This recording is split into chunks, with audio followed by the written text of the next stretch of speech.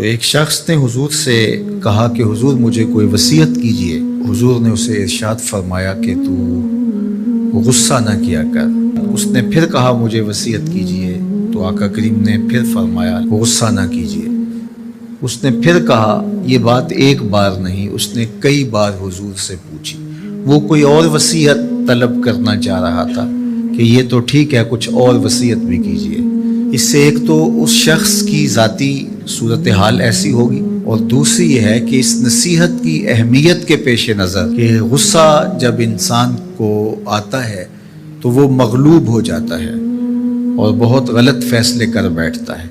اس لیے بار بار ایک نصیحت پر تاکید کرنا اور اس کا تکرار کرنا اس امر کی طرف توجہ دلاتا ہے کہ ہمیں معاملات کے اندر بہت معتدل رہنے کی ضرورت ہوتی ہے۔ جو شخص غصے کو نافذ کرنے کی طاقت رکھتا ہے، ایک تو ہوتا ہے کہ بندہ غصے سے خود اپنے آپ کو بے چین کرے گا، لیکن اپنے غصے کو نافذ نہیں کر سکتا، غصہ نکال نہیں سکتا، خود پیچ و تاب کھائے گا۔ لیکن یہ وہ شخص ہے جو غصے کو نافذ کر سکتا تھا، اس کے پاس طاقت تھی، لیکن اس نے اس کے باوجود غصے کو ضبط کیا۔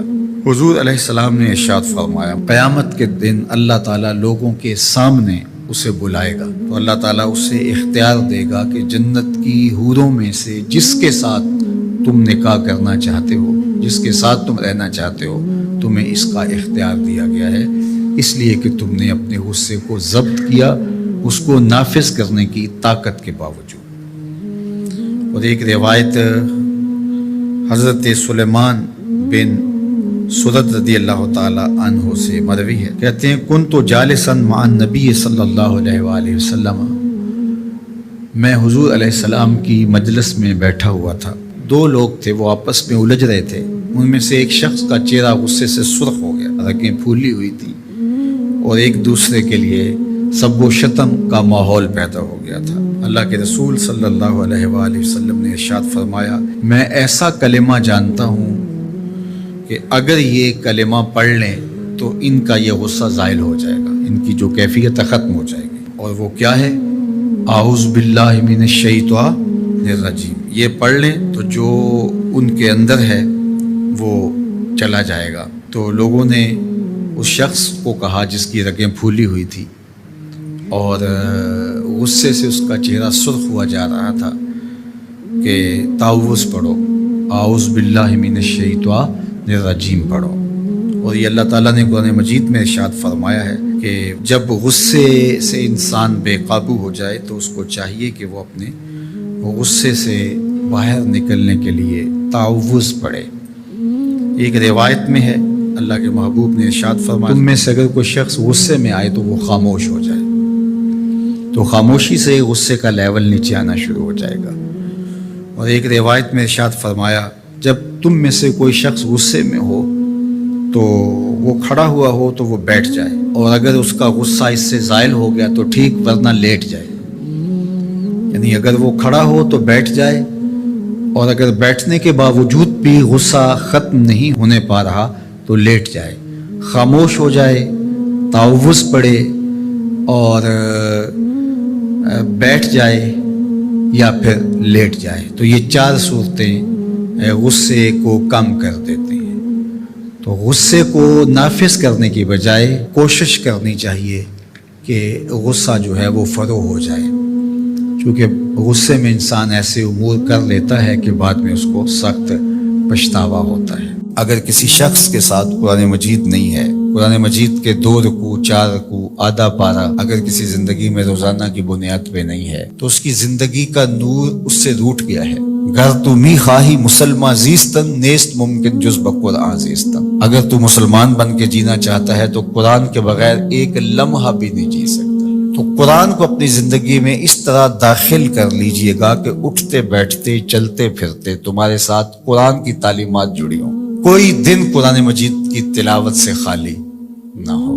ہمیں اس کی ترغیب دی گئی ہے، اور یہ خوش بختی کی علامت ہے کہ تمہارے ساتھ قرآن ہو۔ فرمایا گیا کہ وہ سینہ ایک قبرستان کی طرح ہے جس میں قرآن نہیں ہے۔ تو تو ایک تو قرآن مجید کی کچھ صورتوں کو باقاعدہ یاد کر کے اپنے سینوں میں نقش کرنا چاہیے، جس طرح سورۃ الملک ہے قرآن مجید کی دوسری صورتیں، اگر اس کے علاوہ بھی آخری پارہ جو ہے اگر سب یاد ہو جائے تو کم از کم آدھا پارہ آخری یاد کر لیں۔ سورہ الواقعہ ہے، سورہ یاسین قلب القرآن کہا گیا ہے، ایک مرتبہ سورہ یاسین پڑھنے سے 10 مرتبہ قرآن پڑھنے کا ثواب ملتا ہے، اور جو شخص اپنے دن کا آغاز سورہ یاسین سے کرتا ہے سارا دن وہ اللہ کی امان میں رہتا ہے۔ سورہ حشر کی آخری 3 آیات پڑھنے کی تلقین کی گئی ہے شام سویرے، جو شخص صبح کو پڑھ لیتا ہے سارا دن امان میں رہتا ہے، اور اگر وہ فوت ہو جائے تو زمرہ شہداء میں لکھا جائے گا، اور جو شام کو پڑھ لے ساری رات اللہ کی امان میں رہتا ہے، فرشتے دعائیں کرتے رہتے ہیں،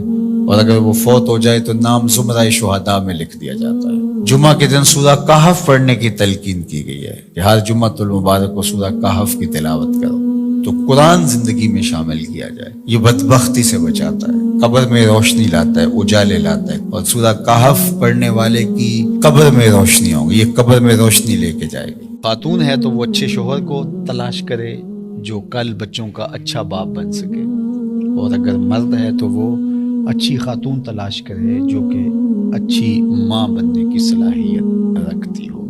اگر معاشرے میں ڈیمانڈ ہی ہوگی تو پھر یہ صلاحیتیں لوگ اپنے اندر پیدا بھی کریں گے۔ جب رشتوں کی ڈیمانڈ یہ نہیں رہے گی، ظاہری چمک دمک اور مال و دولت اور یہ ساری چیزیں ہوں گی، تو پھر ظاہر ہے اس کی طرف دوڑ لگ جائے گی، اور جب اوصاف حمیدہ اور اچھی عادات، دینداری اور یہ چیزیں عورت کے لیے معیار قرار پائیں گی تو پھر رجحان فطری طور پہ ادھر ہو جائے گا۔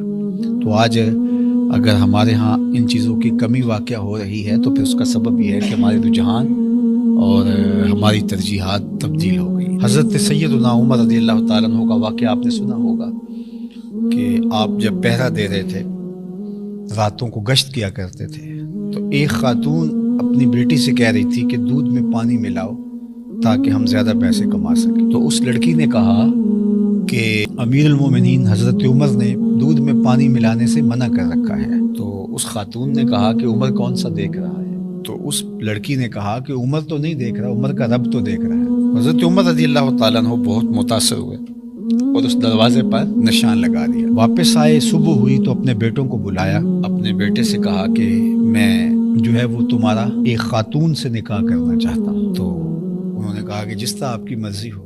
تو پھر آپ نے اس گھر پیغام بھیجا اور اس بیٹی کے رشتے کے لیے اس کی ماں سے کہا۔ تو حضرت عمر کے فرزند کا نکاح ہوا اس خاتون سے، ان سے ایک بیٹی پیدا ہوئی جس کا نکاح پھر عبدالعزیز سے ہوا، اور اس عبدالعزیز سے اور حضرت عمر کی پوتی سے پھر ایک بیٹا پیدا ہوا جس کا نام حضرت عمر بن عبدالعزیز۔